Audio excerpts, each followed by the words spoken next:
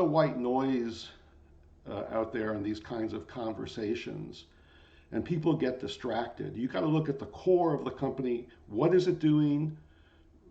What is its performance? What is its strategy? How is it dealing with competitors? How is it dealing with investors and the like? ESG, first of all, has a very difficult time defining itself.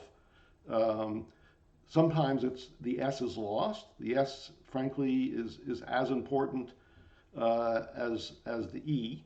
The G is obviously the integrator of the acronym. But the S refers to the workers, right? It refers to the social fabric in which the company is operating. And if you don't do that very well, you're unlikely to do the E very well, and you're unlikely to do the G very well. So I focus a lot on how is the company and how are the board, what's their view about the importance of the S. On the question of disclosure, I've written a fair amount about this. Disclosure is necessary, it's not sufficient. And what really matters in measuring impact is what is the actual performance of the firm and how much is sustainability or ESG imperatives succeeding in transforming the business. That's more difficult than looking at disclosure, but those are the questions that board members, that investors have to ask of each other and ask, obviously, the C-suite. One of the real challenges, frankly, is within the modern corporation structure, who has responsibility for sustainability or ESG is still not well understood or defined or agreed upon. My own view is if a company has a chief sustainability officer, and obviously this is becoming a more popular appointment to be made, the question is, what is he or she's responsibility and where does he or she sit within the firm? If it's to the side, if it's more of a research position, in my view, is that is not sort of the role that I foresee about a chief sustainability officer. He or she should essentially be, if you think about sustainability as having the corporation be sustainable, both from an economic, financial question, but also on these other ESG factors. The question is, the chief sustainability officer should be essentially the integrator in chief and sit right next to the CEO. That sounds quite heretical to many people and far-fetched, but I think the companies who are doing this really well understand that.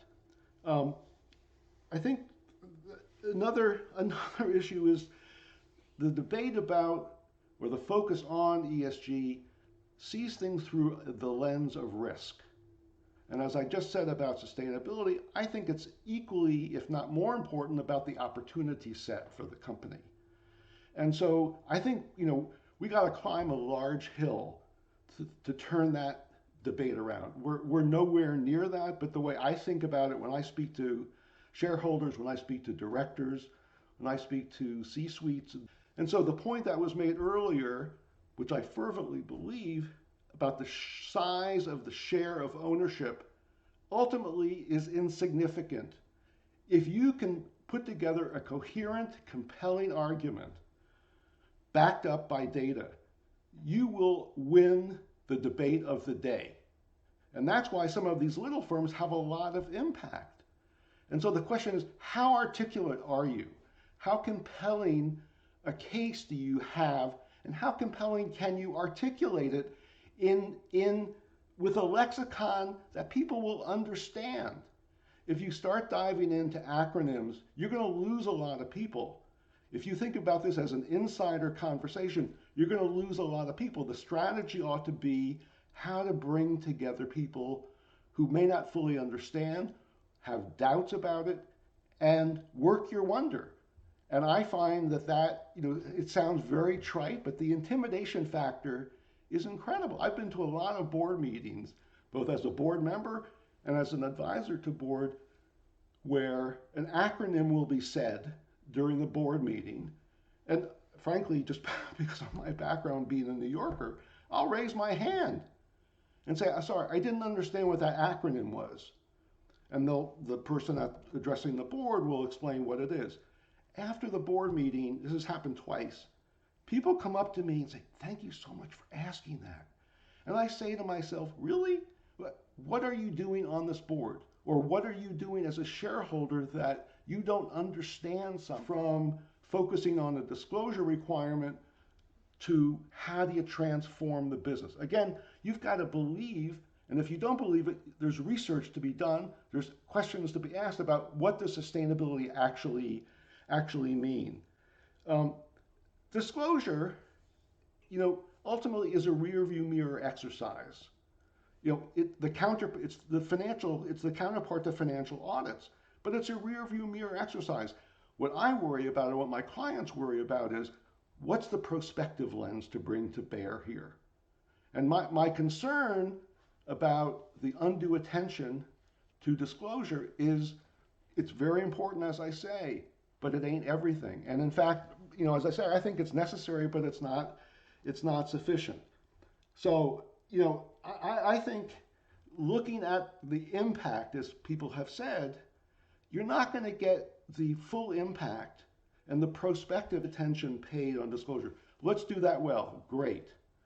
But I don't think that is the end all by a long shot. I may be preaching to the choir, or I may be preaching to the antagonists here. But I think there are very few people who I come across who really get that and make that argument. And then once you do, they start nodding their head, go, no, that makes a lot of sense.